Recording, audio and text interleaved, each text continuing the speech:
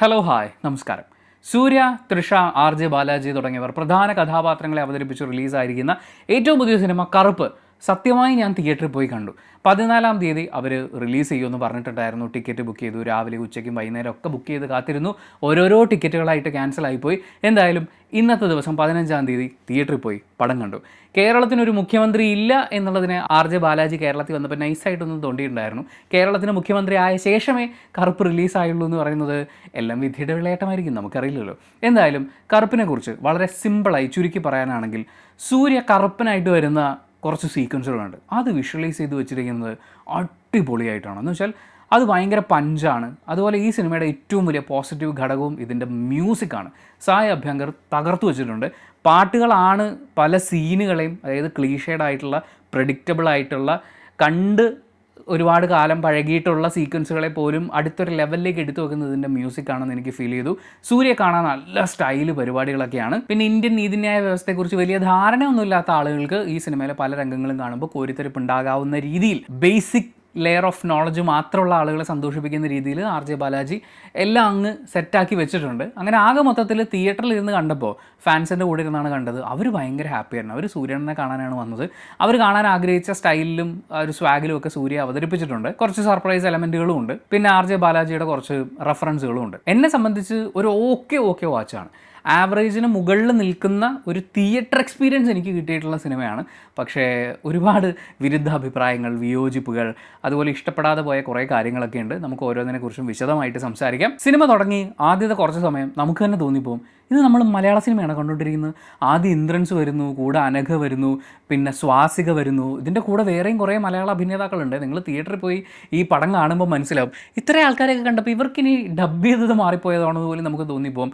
അങ്ങനെ ഒരുപാട് മലയാളം ആർട്ടിസ്റ്റുകളൊക്കെ ഉണ്ട്. അത് കഴിഞ്ഞ് തമിഴ്നാട്ടിലെ ഒരു കോടതിയിൽ കേസ് ആരംഭിക്കുമ്പോഴാണ് നമ്മൾ ഒരുപാട് തമിഴ് ആർട്ടിസ്റ്റുകളിലേക്കൊക്കെ വരുന്നത്. അതിലെനിക്ക് ഇന്ദ്രൻ ചേട്ടൻ നന്നായിട്ട് ചെയ്തിട്ടുണ്ട്, അനഘ നന്നായിട്ട് ചെയ്തിട്ടുണ്ട്, ഇതിൽ വന്നിട്ടുള്ള ഓരോ ആൾക്കാരും. പക്ഷേ അവരുടെയൊക്കെ കഴിവിൻ്റെ ഒരു 10% മാത്രമേ ഇവർ ഉപയോഗിച്ചിട്ടുള്ളൂ. ഇപ്പോൾ ഇന്ദ്രൻ ചേട്ടൻ ഉണ്ടെന്ന് പറഞ്ഞു കഴിഞ്ഞാലും സാധാരണ ഒരു ടിപ്പിക്കൽ തമിഴ് സിനിമയിൽ കാണുന്ന വയ്യാത്തൊരച്ഛനും നീതി തേടി വരുന്നൊരു പെൺകുട്ടിയും അവരുടെ കഷ്ടപ്പാട്, ദൈന്യത, ഇതൊക്കെ കാണിക്കാൻ വേണ്ടിയിട്ടുള്ള സ്ഥിരം പരിപാടികൾ തന്നെയാണ് ഇന്ദ്രൻ ചേട്ടൻ അവിടെ കൊണ്ടുപോയി ചെയ്യിച്ചിട്ടുള്ളത്. പക്ഷേ ഒരു മലയാളിയായിട്ടാണ്. അപ്പം മലയാളത്തിൽ അവർ തമിഴിൽ പറയുമ്പോൾ ഭയങ്കര അയ്യോ എന്നൊക്കെ പറഞ്ഞ് കുറച്ച് ഓവറായിട്ട്, ജയറാമേട്ടൻ പറഞ്ഞ പോലെ അങ്ങനെ കുറച്ച് ഓവറായിട്ടുള്ള സാധനമൊക്കെ ഇന്ദ്രൻ ചേട്ടൻ നമ്മുടെ ഇവിടുത്തെ തന്നെ ആ ഒരു സ്കെയിലിൽ ചെയ്യുമ്പോഴേ എനിക്ക് ആ സിനിമ തമിഴ് സിനിമയാണ്, അതിൻ്റെ മൊത്തം സെറ്റപ്പും അത്. പക്ഷേ ഡബ്ബിങ്ങും ഡയലോഗ് ഡെലിവറിയും എക്സ്പ്രഷനും ഒക്കെ കൾച്ചറലി ഡിഫറൻ്റ് ആണ്. അപ്പോൾ എനിക്ക് ആ ഒരു ഇമോഷണൽ സാധനം അങ്ങോട്ട് കിട്ടുന്നില്ല. സിനിമയുടെ തുടക്കത്തിൽ ഇവർ ഈ കാണിക്കുന്ന കാര്യങ്ങളൊക്കെ വെച്ച് നോക്കുമ്പോൾ അവർക്ക് നീതി കിട്ടണമെന്ന് നമുക്ക് എവിടെയൊക്കെയോ തോന്നി തുടങ്ങും. മൊത്തം സിനിമയുടെ 4-1 5-1 എന്നൊക്കെ പറയാവുന്ന അത്രയും ഭാഗം മാത്രമാണ് ഇന്ദ്രൻ ചേട്ടനും അനഘയൊക്കെ ഉള്ളത്. അവർക്കൊരു എന്താ പറയുക, പറഞ്ഞു വരുമ്പോൾ കഥ പറച്ചിലൊക്കെ ആയിപ്പോവും. അതുകൊണ്ട് ഞാൻ ഒരുപാട് കടക്കുന്നില്ല. അത് ഭയങ്കര ഒരു വല്ലാത്തൊരു പരിപാടിയായിട്ട് എനിക്ക് തോന്നിപ്പോയി. മലയാളത്തിലെ പ്രൂവൺ ആയിട്ടുള്ള ആർട്ടിസ്റ്റുകൾ ഒരു 10% പോലും ഉപയോഗിച്ചില്ല എന്ന് പറയുന്നൊരു പരിഭവം പറയുമ്പോഴും നല്ല പെർഫോമൻസുകൾ കണ്ടു എന്ന് പറയുന്ന ഒരു ആശ്വാസം കൂടി ഉണ്ടായിരുന്നു. പ്രത്യേകിച്ച് ഇതിനകത്ത് പേരില്ലാത്ത ഒരാളുണ്ട്.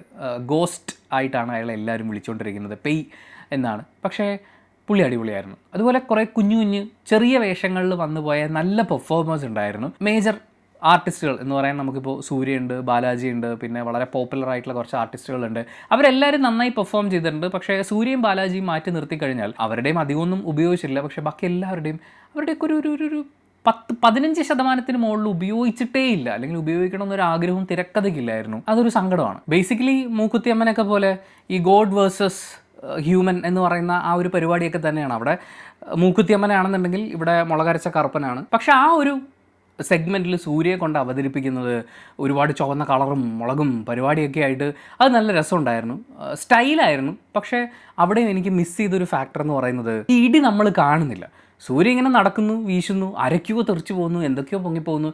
നമുക്ക് ആ പഞ്ച് ഫീൽ ചെയ്യണമല്ലോ, ആ ഫൈറ്റ് അല്ലെങ്കിൽ അതിൻ്റെ ഒരു തീവ്രതയൊക്കെ ഫീൽ ചെയ്യുന്ന രീതിയിൽ. അങ്ങനെ ഒരു കൊറിയോഗ്രഫി ഉണ്ടോയെന്ന് ചോദിച്ചു കഴിഞ്ഞാൽ എനിക്ക് അങ്ങനെ തോന്നിയില്ല. കുറേയും കൂടി വേണമായിരുന്നു എന്നാണ് തോന്നിയത്. പിന്നെ ദൈവം എന്നൊക്കെ പറയും, പക്ഷെ ഇതെന്തോന്ന് ദൈവം, അതിർത്തിയൊക്കെ തിരിച്ച്. പിന്നെ എനിക്ക് ആർ ജെ ബാലാജിയോട് പറയണമെന്ന് തോന്നിയ ഒരു കാര്യം എന്താണെന്ന് വെച്ചാൽ, ഒരു ദൈവം ഒരു സ്ഥലത്തിരിക്കുമ്പോൾ പുള്ളിക്ക് ഒരു ഏരിയ ഉണ്ടെന്ന് പറഞ്ഞിട്ട് സർക്കിളായിട്ടാണ് ഇവർ ഈ കാണിക്കുന്നത്. പക്ഷേ അങ്ങനെ സർക്കിളായിട്ട് നമ്മൾ ദൈവത്തിന് അതിര് തിരിക്കരുത് എന്നേ ഞാൻ പറയുള്ളൂ. കാരണം എന്താണെന്ന് വെച്ചാൽ, ഒരു 4 സർക്കിൾ അടുപ്പിച്ച് വെച്ചാലേ അതിൻ്റെ നടുക്ക് ഏകദേശം ഇങ്ങനത്തെ ഒരു ഷേപ്പിൽ ഇത്രയും ഏരിയ ഒരു കറുപ്പനും കിട്ടാതായിപ്പോൾ. അപ്പോൾ നിങ്ങൾ കറുപ്പിന് സ്പേസ് കൊടുക്കുമ്പോൾ സ്ക്വയറായിട്ട് കൊടുക്കുകയാണെങ്കിൽ പരമാവധി ഏരിയ കറുപ്പന്മാർക്ക് കവർ ചെയ്യാൻ പറ്റും. അല്ലെങ്കിൽ കള്ളന്മാർക്കും കൊള്ളക്കാർക്കും ഒക്കെ കുറച്ച് ഏരിയ നമ്മൾ വിട്ടു കൊടുക്കുന്നത് പോലെ ആയിപ്പോൾ. അങ്ങനത്തെ കുറച്ച് ലോജിക്കൽ കാര്യങ്ങളുണ്ട്. പിന്നെ ഈ ദൈവത്തിനൊന്നും ചെയ്യാൻ പറ്റാതായി പോകുന്ന കുറേ കാര്യങ്ങൾ, അങ്ങനത്തെ കുറേ എലമെൻറ്റുകളുണ്ട്. അതിന് കുറച്ച് ന്യായീകരണങ്ങളും ഉണ്ട്. പക്ഷേ മ്യൂസിക്കലി ഈ ഞാൻ പറഞ്ഞില്ലേ, കറുപ്പിൻ്റെ ഫൈറ്റിൽ കുറച്ചും കൂടിയൊക്കെ സാധനങ്ങൾ വേണമായിരുന്നു എന്ന് തോന്നുമ്പോൾ പോലും ആ മ്യൂസിക് നല്ല വൈബിൽ സെറ്റായിട്ട് പോകുന്നുണ്ട്. പിന്നെ ഇതിൻ്റെ പുറകിൽ കുറച്ച് തീയും ചുവന്ന കളറൊക്കെ വെച്ചുകൊണ്ട് ഒരു കുറേ എഫക്റ്റുകളൊക്കെ ക്രിയേറ്റ് ചെയ്തിട്ടുണ്ട്. അതിൻ്റെയൊക്കെ ഒരു ഓളത്തിൽ ഈ സംഭവങ്ങളൊക്കെ അങ്ങനെ നമുക്ക് കണ്ടിരിക്കാം. പ്രത്യേകിച്ച് ഒരു സൂര്യ ഫാനിനെ സംബന്ധിച്ച് അങ്ങനെ കുറേ നാളുകൾക്ക് ശേഷം ഒരു മാസ് മസാല എൻ്റർടൈനർ എന്ന രൂപേണയുള്ള ഒരു സിനിമയിൽ ഇങ്ങനെ തെളിഞ്ഞ് കാണുമ്പോൾ അത് നല്ല സുഖമുള്ള പരിപാടിയാണ്. തൃഷയെക്കുറിച്ച് പറഞ്ഞു തുടങ്ങുമ്പോൾ വളരെ പ്രധാനപ്പെട്ടൊരു കാര്യം, എനിക്ക് ഭയങ്കരമായിട്ട് അവരെ പെയിൻ്റ് അടിക്കുന്ന പോലെ തോന്നി. ഈ സ്കിന്നൊക്കെ ഭയങ്കരമായിട്ട് സോഫ്റ്റൻ ചെയ്യാനുള്ളൊരു ശ്രമം സോഫ്റ്റ്വെയറിൽ നടന്നിട്ടുണ്ടോ എന്ന്. കാരണം ചില ആംഗിളിൽ തിരികെ മറിയൊക്കെ ചെയ്യുമ്പോഴുള്ള അങ്ങനത്തെ കുറച്ച് ഡിഫറൻസിലൊക്കെ എനിക്ക് ഫീൽ ചെയ്തിട്ടുണ്ടായിരുന്നു. അതുപോലെ തൃഷ ഡയലോഗ് പറയുന്നുണ്ടോ അതോ ചുണ്ടനക്കിയാൽ മതി എന്ന് പറയാണോ എന്ന് തോന്നിപ്പോയി. കാര്യം തൃഷയുടെ ലിപ്പ് ഒരു വഴിക്ക് പോകുന്നു, ഡയലോഗ് വേറെ വഴിക്ക് പോകുന്നു എന്ന് പറയുന്ന പോലത്തെ ഒരു ഫീലായിരുന്നു. മാത്രമല്ല ഒരു നായിക സ്റ്റഫ് ഒന്നും ചെയ്യാനില്ല ഇതിൻ്റെ അകത്ത്. പിന്നെ കുറേ റെഫറൻസ് പരിപാടികൾ വരുന്നുണ്ട്. ആർ ജെ ബാലാജിയുടെ തന്നെ സിനിമകളും പിന്നെ മറ്റ് അഭിനേതാക്കളുടെയൊക്കെ ആയിട്ടുള്ള കുറച്ച് കാര്യങ്ങളൊക്കെ വരുന്നുണ്ട്. അതൊക്കെ പെട്ടെന്ന് വരുമ്പോൾ അത് കേൾക്കാനുള്ള ഒരു സുഖം ഉണ്ടായിരുന്നു.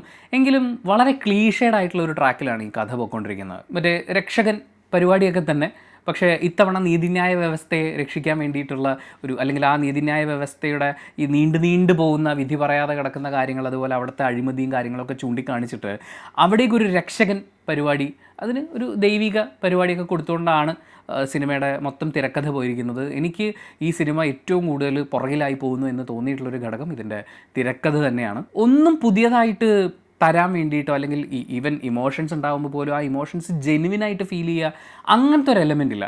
ചില സമയത്ത് ബാലാജിയുടെ ഡയലോഗും ഡെലിവറിയൊക്കെ കാണുമ്പോൾ അയ്യേ ഇതെന്തത് എന്ന് നമുക്ക് ചോദിക്കാൻ തോന്നുന്ന പോലെ ഒരു പഞ്ചില്ല. അതുപോലെ സൂര്യയുടെ കഥാപാത്രത്തിനെ അവർ പ്ലേസ് ചെയ്യുന്നത്, ചില സ്ഥലങ്ങളിൽ കൊണ്ടുവരുന്നത്, എന്നാൽ മറ്റ് കഥാപാത്രങ്ങളെയൊക്കെ അറേഞ്ച് ചെയ്യുന്നത് സ്ക്രിപ്റ്റിൽ എനിക്ക് ആ അറേഞ്ച്മെൻ്റ് ഉണ്ടല്ലോ, മൊത്തം കഥയുടെ ഒരു ഒഴുക്ക്, അവിടെ ഒന്നും നമ്മളെ അങ്ങ് പിടിച്ചിരുത്തുന്ന സാധനങ്ങളില്ല. പക്ഷേ ഇടവിട്ട് വരുന്ന സൂര്യയുടെ നല്ല സ്റ്റൈലും ലുക്കും പരിപാടികളും പിന്നെ കുറച്ച് മ്യൂസിക്കൽ സാധനങ്ങളൊക്കെ ആയിട്ടാണ് നമ്മളൊരു ഓളത്തിൽ ഇങ്ങനെ പോകുന്നത്. അങ്ങനെ ആകെ മൊത്തത്തിൽ ഈ പഴയ ദൈവങ്ങൾ മെയിൻ കഥാപാത്രങ്ങളായി വരുന്ന സിനിമകൾ, ഇപ്പോൾ ഏറ്റവും ലാസ്റ്റ് ബാലാജിയുടെ തന്നെ മൂക്കുത്തിയമ്മൻ പോലെയുള്ള സിനിമകളൊക്കെ കാണുന്ന സമയത്ത് ഒയ്യോ എന്ത് രസ എന്നൊക്കെ പറഞ്ഞ് നോക്കിയിരുന്ന് കാണുന്ന, പിന്നെ നീതിന്യായ വ്യവസ്ഥയൊക്കെ ഒരൊറ്റ ദിവസം കൊണ്ട് സ്വിച്ച് ഇട്ട പോലെ ഒരു ദൈവം പോലെ ഒരാൾ വന്ന് എല്ലാം അങ്ങ് ശരിയാക്കണം എന്ന് വിചാരിക്കുന്ന അങ്ങനത്തെയൊക്കെയുള്ള കാര്യങ്ങൾ കാണുമ്പോൾ രോമാഞ്ചം വരുന്ന ഒരാളാണ് നിങ്ങളെങ്കിൽ, പിന്നെ സൂര്യണ്ണനെ നല്ല രസമായിട്ട് സ്റ്റൈലായിട്ട് അങ്ങ് കാണിക്കുക, അതിൻ്റെ പുറകിൽ കുറച്ച് തീയും പുകയും നല്ല മ്യൂസിക്കൊക്കെ ഇട്ടിട്ട് അങ്ങനെ ഒരു വൈബിൽ ഇരുന്ന് കാണാൻ പറ്റും. എനിക്ക് അങ്ങനത്തെ ഒരു സിനിമ ഭയങ്കരമായിട്ട് എൻജോയ് ചെയ്യാൻ പറ്റും എന്നാണെങ്കിൽ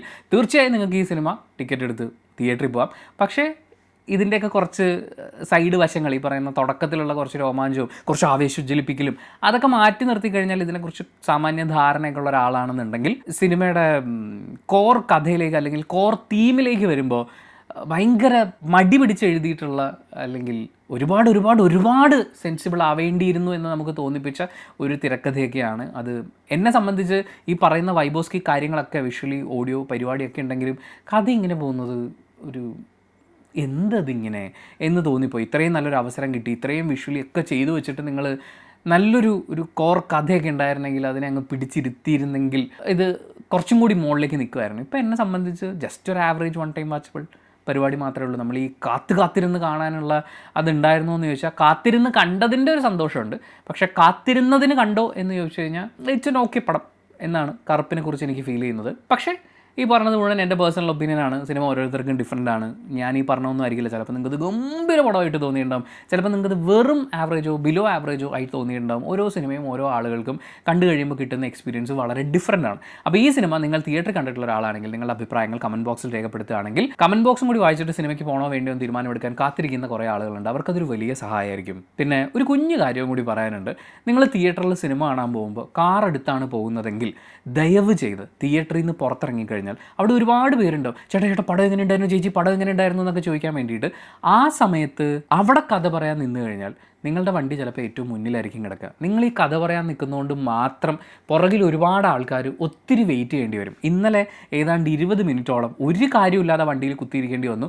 ഞങ്ങളൊരു 2 കാറുകളുണ്ട്, അതിൻ്റെ ഫ്രണ്ടിൽ വട്ടം ഇട്ടിരുന്ന ഒരു പുള്ളി, ഈ പുള്ളി എന്തോ കഥ പറയാൻ പോയിരിക്കുകയായിരുന്നു, തിരിച്ചു വന്നപ്പോഴേക്കും ലേറ്റായി. ഇതിന് മുമ്പും സംഭവിച്ചിട്ടുണ്ട്, ഇന്നും അത് തന്നെ സംഭവിക്കുന്നുണ്ടായിരുന്നു. ഈ തിയേറ്റർ റെസ്പോൺസ് എടുക്കാൻ വരുന്ന ആളുകൾ തിയേറ്റർ ഗേറ്റിൻ്റെ പുറത്ത് നിൽക്കുകയാണെങ്കിലോ അല്ലെങ്കിൽ തിയേറ്റർ റെസ്പോൺസ് കൊടുക്കാൻ പോകുന്ന ആളുകൾ കാറിൽ വരാതിരിക്കുകയോ, ഇനി കാറിൽ വരികയാണെങ്കിൽ കാർ ഏറ്റവും ആദ്യം പുറത്തിറക്കുക എന്നുള്ളതാണ് ഉത്തരവാദിത്തം എന്ന് മനസ്സിലാക്കുകയൊക്കെ ചെയ്താൽ ഇതൊക്കെ ബേസിക് സിവിക് സെൻസ് ആണ്. പരമാവധി ചുറ്റുമുള്ള ആളുകളെയൊക്കെ മനസ്സിലാക്കാനും ബാക്കിയുള്ളവർക്കും സമയത്തിന് വിലയുണ്ടെന്നൊക്കെ തിരിച്ചറിയാനും ഒക്കെ പറ്റുകയാണെങ്കിൽ വളരെ നന്നായിരിക്കും. അപ്പം തിയേറ്റർ റെസ്പോൺസ് വീഡിയോ കൊടുക്കുന്നതിന് മുമ്പ് കാറിനാണ് വന്നതെങ്കിൽ ദയവ് ചെയ്ത് കാറ് പുറത്തിറക്കുക, ബാക്കിയുള്ളവൻ്റെ സമയം മെനക്കെടുത്തരുത് എന്നുള്ള കാര്യം കൂടി ഇതിനോടൊപ്പം ചേർത്ത് വെച്ചുകൊണ്ട് നമ്മൾ ഈ വീഡിയോ അവസാനിപ്പിക്കുകയാണ്. Thank you so much for watching this video. Video ഇഷ്ടപ്പെട്ടാൽ ലൈക്ക് ചെയ്യുക, കമൻറ്റ് ചെയ്യുക, ഷെയർ ചെയ്യുക, സബ്സ്ക്രൈബ് ചെയ്യുന്ന കാര്യവും ഹൈപ്പ് ചെയ്യുന്ന കാര്യമൊക്കെ പരിഗണിക്കുക.